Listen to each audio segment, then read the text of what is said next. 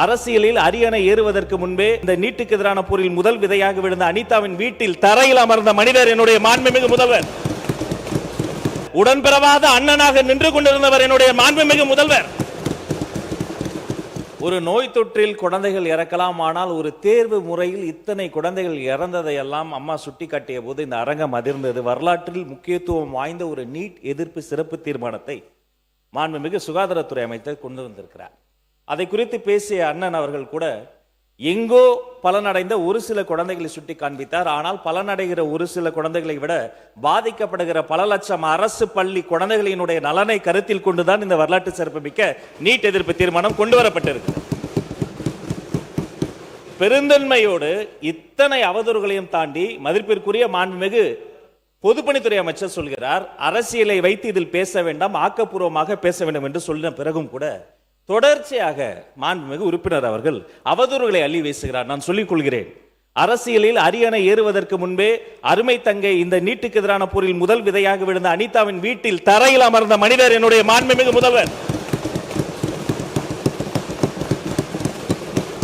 அனிதாவின் உடன் பிறந்த அண்ணன், உடன் பிறந்த சகோதரன், அனிதா வாங்கிய அந்த +2 மதிப்பெண்ணை டி-ஷர்ட்டில் போட்டு அலைந்த மாமனிதன், மணிரத்னம் மட்டுமல்ல உடன்பிறவாத அண்ணனாக நின்று கொண்டிருந்தவர் என்னுடைய மாண்புமிகு முதல்வர்.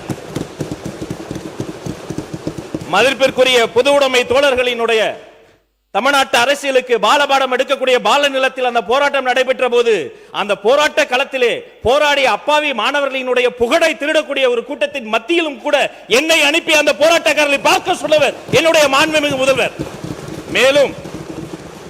மேலும் அருமை உறுப்பினர் தமீமுன் அன்சாரி அவர்கள் குறிப்பிட்டதை போல அந்த பட்டினி போராட்டத்தை எடுத்த என்னுடைய தோழர்கள் புளியந்தோப்பு மோகன் உள்ளிட்ட அத்தனை பேரையுமே நான் மதிப்பிற்குரிய சுகாதாரத்துறை அமைச்சர் எனது அருமை தம்பி கொரடா, வாரிய தலைவர் அருமை தம்பி லயலாமணி பல முறை நேரில் சென்று பார்த்து போராடக்கூடியவர்களை சுற்றி இருக்கக்கூடியவர்களுக்கும் தேவைப்படக்கூடிய தண்ணீர் உள்ளிட்ட அனைத்து உதவிகளையும் செய்கிறோம் என்று சொன்னால் சென்றவர்கள் நாங்கள், எங்களை செல்ல சொன்ன மாமனிதர் மாண்புமிகு தமிழ்நாடு முதலமைச்சர். எனவே தயவு